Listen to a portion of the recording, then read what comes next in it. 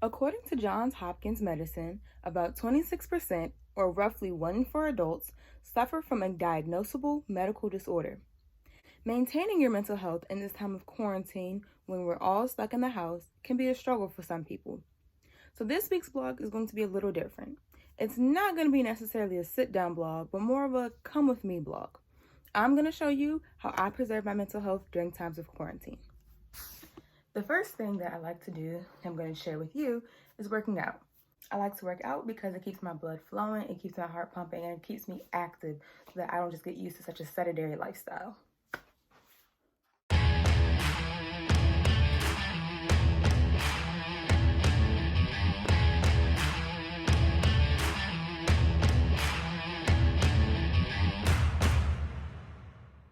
So I have finished my workout, taken my shower, and actually something that I do while in the shower to help my mental health is just every day I listen to some type of music to kind of balance out what I've been doing. So since I just worked out, like rap music, hip hop music, things like that. When I get in the shower, I like to listen to some like smooth, like some calm R&B, you know, Snow Allegra, her, Beyonce, or like some older musicians, Alicia Keys, Keisha Cole, things like that. I like to do that to kind of balance out what my emotions are.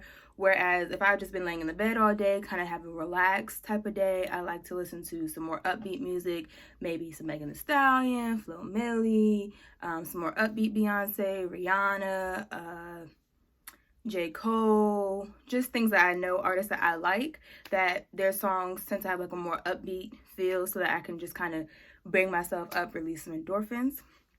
So something that I like to do just probably at least 2 times a week is to do a face mask. So I have 2 face masks I like to use, and I kind of put them on my face and then just, you know, just wear them while I'm doing things like checking emails or doing quick assignments really quick that can be done in under 10 minutes.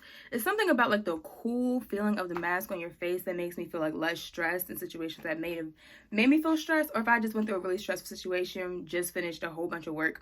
So I'll wash my face, put on a face mask, and just kind of light a candle, light a scented candle. It's just something to make my room smell good. Put the face mask on, turn the lights off, turn like the big light off and turn my lamp on, and just kind of lay there, listen to some calm music. So yeah, so I think I'm going to do this face mask. I'll put it on, leave it on for 10 minutes, and then it's a peel off, so that also feels really good. So I just took my face mask off, moisturized my face and all the other stuff. And some people may be wondering why I continue to do those things even though I'm not going out on a regular basis. And it's because that kind of helps me to keep myself together. And the more that I'm kept together and during this normal routine that I used to do, the more that I can just reinforce in my head that this will all be over soon. We're going to be able to get out soon again. And that helps me to not go back into like a deep dark hole of depression and get lost in thoughts and things like that. So what I did want to point out, what I like to do, especially since we've been in quarantine, is use this calendar. So I like to add things to my calendar weekly that I have to do that week, or just in general, my weekly schedule. I found this really helps my anxiety. And people get confused on the difference between anxiety and stress. And there are 2 different things, 2 different definitions. So keeping a calendar of everything that I need to do helps keep my anxiety down because it doesn't make me feel like I'm forgetting something, or I forgot to do something, everything's just too much right now. It gives me a way to like see out everything that I have to do by the end of the week. And so every time I feel a little overwhelmed, I just look at the calendar to see, okay, I already did this, erase it, and that helps because that's one less thing I have to do. So it is now Friday, and something that I have found that helps preserve my mental health is to have something to look forward to kind of break the monotony and sort of break the gloom. So on Fridays, I like to go to this place called Smoothie King because they have $5 Fridays, and I love smoothies. So I go to Smoothie King, get a nice smoothie, so that way I have something to look forward to the whole week. And then at the end of the week, I have a sweet treat. And smoothies just make me really happy, so they help me just to stay happy and to stay, you know, positive. So that helps me break the gloom and monotony and just kind of grayness of being in the house all day. That and exercising, as well as I make it a point to call 1 or 2 or a couple of my friends every day, because over this quarantine I've found that you don't get the same connection. Of course, there's no comparison for being in person with people, but it's more personal when you call them versus texting them. So I found that I like to like call some of my friends every day, and that helps me stay right, because I know that there's so people like I'm not in this alone, and that we're all gonna get this through this together. So it is now Sunday. I have my stress relieving candle burning. I have that burning as I'm putting the finishing touches on some of my assignments that are due today.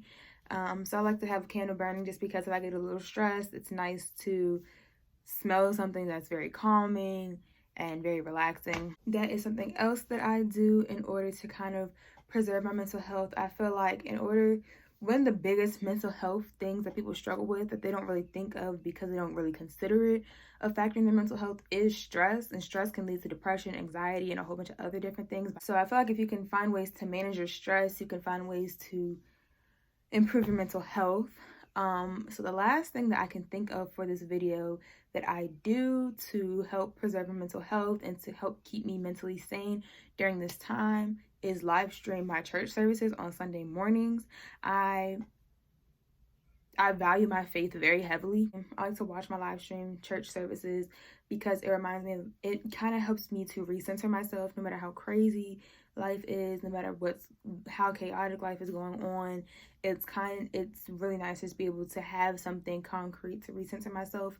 And I watch that with my family, so it's a nice family time. And then we often just, hang around for a little bit afterwards and just talk about whatever, just light conversation. So that helps me to preserve my mental health. So that is the end of this video for this week. Just as a disclaimer that no one's mental health is exactly like anybody else's. What works for me may not work necessarily the same way or have the same effect on you. I really think it's imperative, one of the things that's imperative for you to actually start to treat your mental health and start to improve your mental health is you need to have an honest conversation with yourself and think of what things do you struggle with. Do you struggle with depression? Do you struggle with anxiety? Do you struggle with stress? Do you struggle with symptoms of bipolar disorder? Whatever have you. And once you have that honest conversation with yourself, you can really pinpoint how to improve your mental health. So I really think the biggest thing in being able to effectively treat your mental health is be honest with yourself about what you mentally struggle with. So that is the end of this video. As always, I am Savannah Johnson.